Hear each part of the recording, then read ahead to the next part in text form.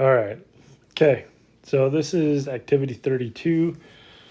Um, this is completing the square. The first couple questions that we're going to be working on don't necessarily use to complete the square, but we're still solving for a variable. So I'm going to go through them. Okay, so this first one we've got q plus 3, that's squared equals 4. Now we've done quite a few like this where we have to get rid of the exponent and we take the square root. That's going to be a common theme that you're going to see throughout the rest of this. So this is a good skill to know. So I got q plus 3 equals the square root of 4, which is 2. But you have a positive and a negative version here. So I'm going to write it twice. So I got a 1 is a positive 2, 1 is a negative 2. Now, if you really wanted, and as long as you separate your answers afterwards, you could just use the positive negative symbol there. But I'm gonna use that. So I've got, all right, so I got minus 3, q equals negative 1, minus 3, then q equals negative 5. So I would write that as negative 1 comma negative 5. So this is just kind of getting rid of the square by using the square root. Here's another one that's pretty similar. I mean, it does kind of take it to the next level here, but we got 6x minus 7, and that's squared. And let me rewrite the whole thing. So I got minus 4, 6x minus 7 squared equals 17. Now I'll take the square root of each side. So I got 6x minus 7 equals root 17. Then I also have 6x minus 7 equals negative root 17. And so now we still need to get the variable by itself. So I'll add 7 everywhere. So I got 6x equals 7 plus root 17. 6x equals 7 minus root 17. And then I'll divide everything by 6. So I got x equals 7 plus minus root 17 over 6. So I'd write that as 7 plus root 17 over 6. And if I were you, I would copy and paste that. We'll copy it and then paste it, and then make sure you just go back and just change the sign. That way you're typing a bit less. And that's your answer on that one. Okay, this last one is to show more of just a concept. Let's see here. I'm gonna get rid of those just so I get some room to work instead of rewriting it. Whether that saves me time or not, probably not, but I did it. So if I minus 61, I got 9z plus 1/2 squared equals, let's see, that would be a negative 22, I believe. Now, if I took the square root of that of each side, well, I can't take the square root of negative number, so this would be a no solution. So anytime you go to take a square root, if it equals a negative number, you've got no solution there. All right, so here's the next objective, and what it's doing is it's using complete the square to make a perfect trinomial. And all we're doing is when we complete the square, the idea is we have c is going to equal, because right here we have an a value, a b value, but we don't have a c value, right? That's what we're trying to find. And, well, we've got the answer right here, but yeah, I guess we don't have to really worry about the c. All we're going to do is we're going to take that b value and divide it by 2. So then we'll have y plus 5, because 10 divided by 2 is, that goes in our radical. And this is something we're going to have to do later on, is we're going to take that b value, divide it by 2, and then that gets us that inside term. yeah, we'll do a few of those. They do get some fun fractions. So if we just divide this by 2, well, on the inside we get z plus 15 halves, and that whole thing is squared. And we're gonna add to this skill, dividing by, or even, I wouldn't, maybe not even think of it as divide by 2, but if we take b and we're timesing by 1/2, which is the same. So in this case, 15 times 1 over 2 equals 15 halves. Whoa. That's what we're looking for inside that perfect square. Okay, so this next one, once again, I mean, there's the answer, but we're going to take this b value, we're going to times it by 1/2, so we got 5/4 times by 1/2 is equal to 5/8. Simplify if we can, but we can't. So I got x plus 5/8 squared. Just taking that b value, timesing it by 1/2. All right, here's where the fun part begins. In order for me to get a perfect trinomial that has a perfect square, I need to take this b value, and well, let's try to do this a traditional way first. So if we go d squared plus 20d, and then if I minus 21 from each side, because I want it to equal 0, right? That's kind of what we've done in the past. Well, that's great, but if I try to do this, well, and this one actually works. I could get 21 and a -1. So my solutions are -21 and +1. But if we want to do it by completing the square, which we're going to be doing here in just a little bit, what we want to do is we want to take our b value, in this case is 20, and so our new c value equals 1/2 times our b value, and then that is squared. So I know on this one it doesn't make much sense, but later on this is a skill that we need to have. So I'm going to go with my original equation here. So I've got d squared plus 20d, and then I'm going to give myself some space, and I got 21. So if I take my b value, which is 20, and times it by 1/2, and square it, well, I'm going to get 10 squared, and that's going to give me 100. Okay, so we just did a lot of things. I want to make this into a perfect trinomial. Like, I want to be able to square this, and that's going to give me, and so what I need to do is I need to add that 100, that number right here, to this side. Well, I can't just add something. In math, if we do something to one side, I need to do it to the other side. So let me choose a different color here. So I also need to add 100 over here. And what that allows me to do is I can write this thing, this trinomial, as a perfect square, and that comes by taking my b value and timesing it by 1/2.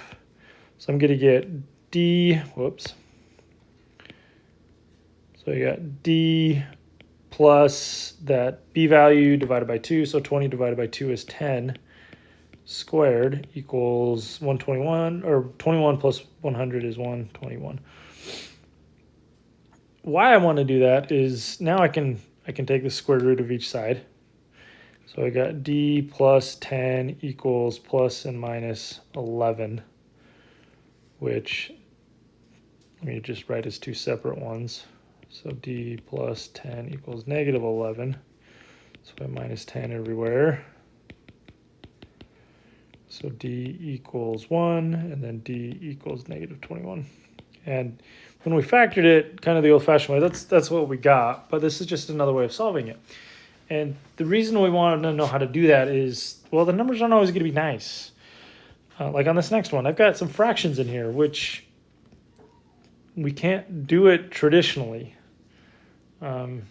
I guess we could times everything by 3 and kind of see if that works, but let's rewrite it and complete the square. So what I'm going to do is I'm going to take that b value. So I got negative 2/3. Okay. I'm going to times that by 1/2, and then I'm going to square it. So I got negative 2/6, which is negative 1/3. I still need to square it. So negative 1/3 squared. So that's going to equal 1/9. So this is my new c value. So up here I've got my m squared minus 2/3 c, or no, this time it's m. And then I've got my c value, and this is making this a perfect trinomial as if I add 1/9. And then that is going to be 1/3. And because I added 1/9 right here, I need to add that same thing right here. Oh, this is a 9. Okay. Why I want to do that is I've got, if I take that b value, and once again times it by 1/2, that gives me that m, and then minus 1/3. Right, that's this value squared equals, well, 1/3 is the same as 3/9 plus 1/9, so that's going to be 4/9. And why I want to do that is now I need to take the square root of each side. It's going to give me m minus 1/3 equals the square root of 4 over the square root of 9. So m minus 1/3 equals 2/3. And then, well, I've got a positive and a negative version. So I'm going to go m minus 1/3 equals 2/3, and m minus 1/3 equals negative 2/3. I'm going to solve. Plus 1/3, plus 1/3, plus 1/3, plus 1/3. So m equals, they're already same denominator, so I got 2 plus 3 gives me 3, so that gives me 1. This one is negative 2 plus 1, so m equals negative 1/3. I'll just separate them with a comma. Okay, that's a lot. So let's do a few more. On these next ones, though, our m value or our a value is not 1. Our a value does need to be 1 for this to happen, and this doesn't always work out nicely. So here I've got this 5n squared minus 12n equals negative 9. And because my a value is not 1, I need to divide all of these by 5. So now I have a new n squared minus 12/5 n equals negative 9/5. Okay, well, now I need to complete the square, so I'm going to take my b value, which now is negative 12/5. I need times it by 1/2. And so in my perfect square, well, I can't do that yet, but come back up here to the top right. I'm going to square this. So I got negative 12/10, which is negative 6/5. So it's going to give me negative 36/25. So I got n squared minus 12/5 n minus 36/25, but I can't just do it to one side. 9/5, then I got a minus 36/25. Now I got to add those together. We can just do this quickly in the calculator. So this blue side, well, I need times both of my 5, so that's negative 45 over, let's see, yep, that's, let's see, negative 25 over 25, 36/25. Well, that's going to give me we want 81 over 25. And this whole thing, yes, this is going to be an n minus the 12/5 times by 2, which is our negative 6/5. 6/5. That's squared. Well, that's going to equal negative 81 over 25. Well, if I take the square root of that, this is a no solution.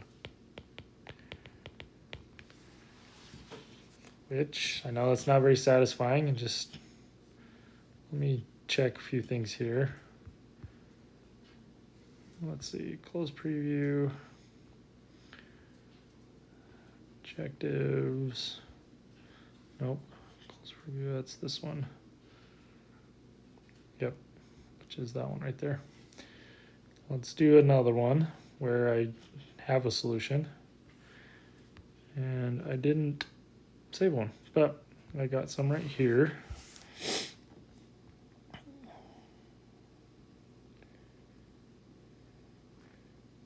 All right, let's do this one. And we can see the answer here, but we're just gonna go for it anyway.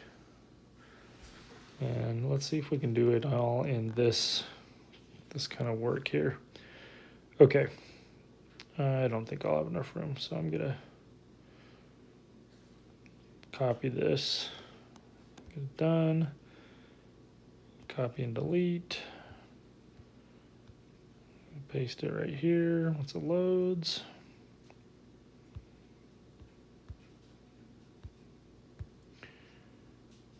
Okay. So see what the answers are, but let's kind of see how we got there. I might do another one after this too, but so let me rewrite it. So I got 2z squared plus 8z equals 4. Now I don't want my a value to be anything but 1, so I'm going to divide all of these by 2 to get rid of that. So I got z squared equals 4. Nope. Plus 4z equals 2. Well, in order to complete the square, I'm going to take that b value, which is 4, so z squared, and I'm going to divide it by 2, so, and then square it, which is going to be 4, so 4, which is my b value, times 1/2. I'm going to square it, so 2 squared gives me a 4, so I'm going to add 4 because I did it to one side. I also need to do it to the other side. Write it that way. And so that's going to give me z squared plus 4z plus 4 equals 6. Now, kind of prove the point of why what we're trying to do here is here I've got a 4, here I've got a 4.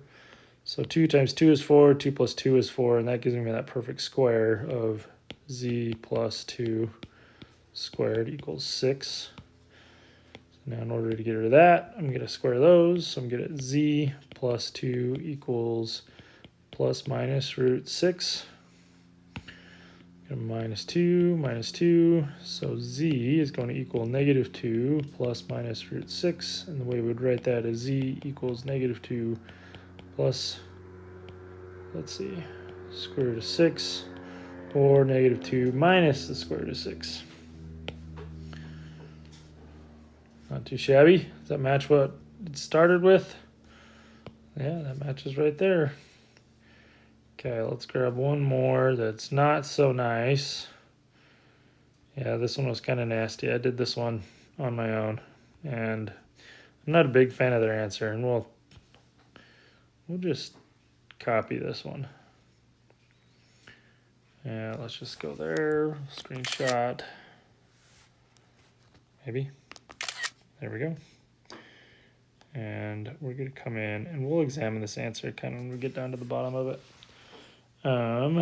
Done, copy, delete, come over here, Oop. Well, maybe that didn't work. Let's try it again.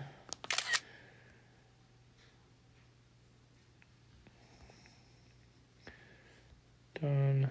Copy, delete. Oh, nothing ever wants to work. Well, let's just write it. We got 5c squared minus 5c equals 36, or plus 5c. So 5c squared plus 5c equals 36. Double check that. Yep. Okay. Sorry, there's a lot of switching back and forth there. Okay, first thing I need to do is I need to get my a equal to 1. So I'm going to divide everything by 5. So I got c squared plus c equals 36 over 5. That's not necessarily a nice number, and that's what it is. Okay, so I know that my b value is equal to 1. So in order to get my new c value, I'm going to take that 1, and I'm going to times by 1/2, and I'm going to square it. So that's going to give me 1/2 squared. It's going to give me 1 squared over 2 squared is 4. So I'm going to have that c squared plus c equals 36 over 5. And then I'm going to add 1/4 to each of those. Okay, so this will allow me to write this as c and then plus 1/2 squared. And if you really wanted, we could go c 1/2, c 1/2 gives me c squared, 1/2 c, 1/2 c, and then 1/4. Combine like terms, c squared plus 1/2 plus 1/2 is just 1 plus 1/4. Okay, this is where that's coming from. I'm not just trying to blow smoke at you. And then, well, if I put this into my calculator, I'm going to get 149 over 20. So that's going to equal 149 over 20. All right, this is where this one is a little even more fun. So I'm going to square root both of these. So I've got c plus 1/2 equals, and what I really want to do, let's look at it this way. I'm going to square root each one individually. And so, and what I noticed on this one is, this one I typed in the correct answer. And what I mean by the correct answer is I minus 1/2, minus 1/2. So that gave me c equals, and you do have a plus negative here, because anytime you take the square, you've got a positive and a negative version. I got c equals negative 1/2 plus and minus square root 149 over 20. And I put that in, and it's correct. However, it didn't like my answer. It wanted me to rationalize the denominator on this one for some reason. It didn't make me do it in all of them. So this might be a correct answer. It might not. And if it's not, what I need to do is rationalize my denominator. So I'm going to have 149 over the square root of 20. Well, if I take 20 and I multiply it and I get a perfect square, I would need to multiply it by the square root of 5 over the square root of 5. And what that'll look like, I just did my plus minus here, I forgot to do that kind of sign. So I got negative 1/2 plus minus the square root of 149 times 5 is going to give me 745 over the square root of 100. Well, that's equal to negative 1/2 plus minus square root of 745 over 10. And that's the answer it liked. So negative 1/2 plus square root 745 over 10 and negative 1/2 minus square root 745 over 10. So that's what you would type in. Okay, there's a lot of videos on YouTube that are about completing the square. So feel free to search them if you need to. And I'll see you in a couple days.